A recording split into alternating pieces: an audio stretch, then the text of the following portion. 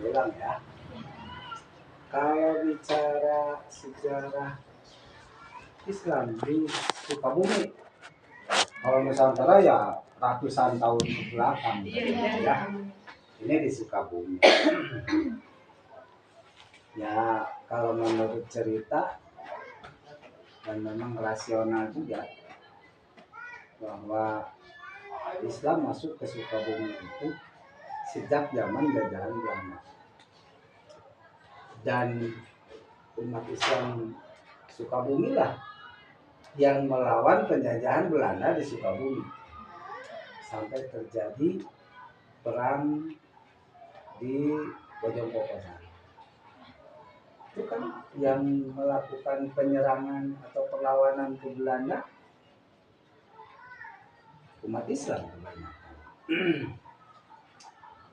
Itu mungkin tahunnya juga ya secara pribadi belum pasti tahunnya berapa.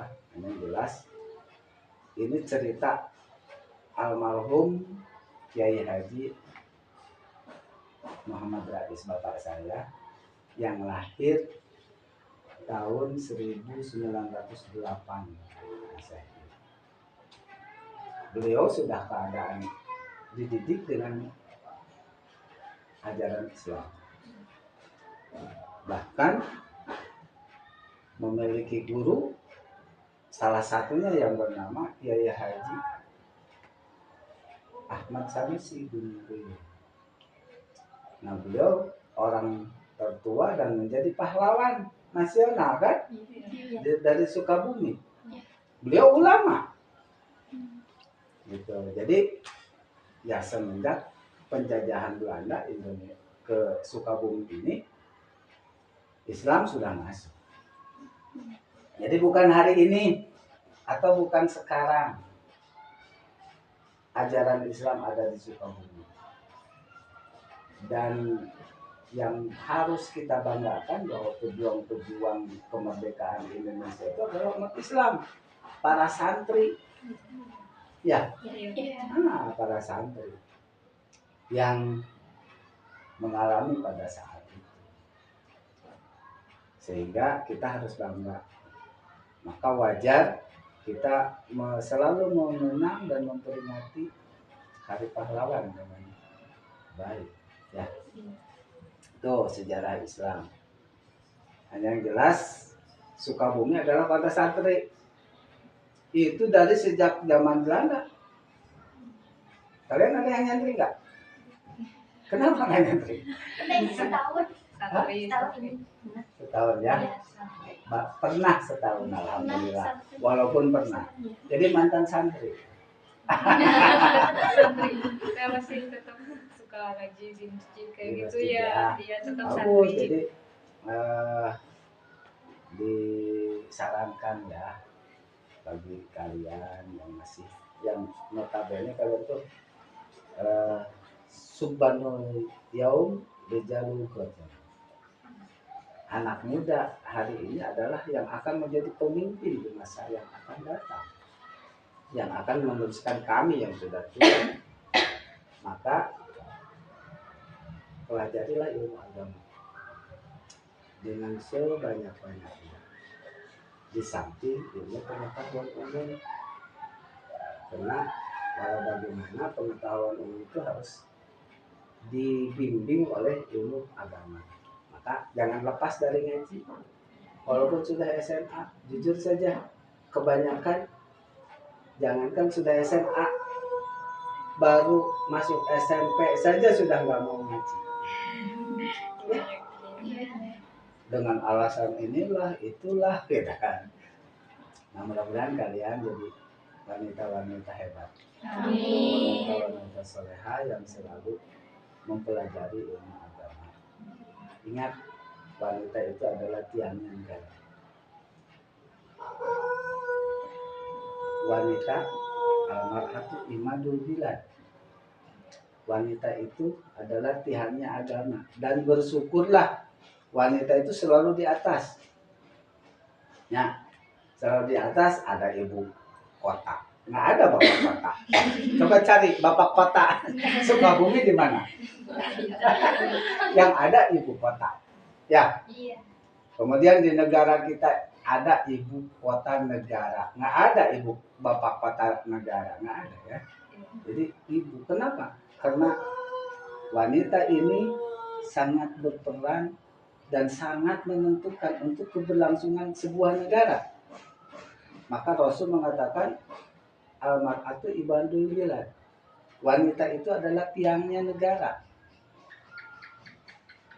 Wa idza salahat salahal bilad. Wa idza fasadat fasadal bilad. Ketika wanita-wanitanya solehah, maka negara akan kokoh, akan kuat, akan bako, akan kekal.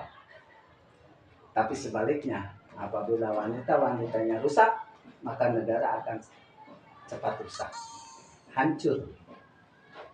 Maka berbahagialah kalian menjadi wanita. Ya, walaupun gak pernah minta jadi wanita. Dan banyak pahlawan-pahlawan wanita yang sampai hari ini dikenal. Siapa? R.A. Kartini, Cut Nyadi, ya, Cut Mutia, dan lain-lain. Itu pejuang-pejuang. Kemudian di Jawa Barat saja ada Bunda Saripah Fatimah, putrinya Sultan Hasanuddin, Banten. Itu pejuang wanita. Cuman yang masyhur ya tadi itu ya R.A. Kartini dan yang lain-lain. Mudah-mudahan kalian juga jadi pejuang di Sukabumi. Ya, pejuang masyarakat. Sing suhud, sing nyaan dalam mencari ilmu. Jangan asal-asalan. Saya khawatir hanya sambil mencari jodoh aja. Enggak ya. Mudah-mudahan. Dan ini SMA jurusan apa? IPA, IPS? Iya, ada IPS. Di kita nggak udah IPA IPS itu udah nggak ada di kurikulum sistem gitu. Kayak sistem kurikulumnya tuh nggak ada IPA IPS. Jadi semua include ya? Enggak, Ada jadi di pengelompokan tentang pengetahuan kesehatan, terus ada juga sosial dan humaniora gitu. Ya kayak SMK ya. Iya kayak Ini kejuruan. Nah, apa-apa. Yang jelas diharapkan mudah-mudahan menimba ilmu ini sampai tuntas. iya. Ya, sampai fakultas. Agar kalian bisa menikmati hikmah dari ilmu yang dimiliki. Kalau setengah-setengah, ya namanya juga setengah matang. Ya, maka terus semangat mencari ilmu, karena segala sesuatu mungkin itu. Ya. Kalau bicara sejarah, ya mudah-mudahan nanti ada informasi yang lebih akurat. Ya, karena saya juga tidak mengalami kapan masuknya Islam ke Sukabumi, hanya cerita. Ya, hanya cerita. Nah, mudah-mudahan nanti masih banyak orang-orang tua yang berpengalaman dan mengalami zaman itu. Walaupun ada paling sedikit, tapi cari oleh kalian orang yang mengalami beberapa puluh tahun yang ada pertanyaan sebelum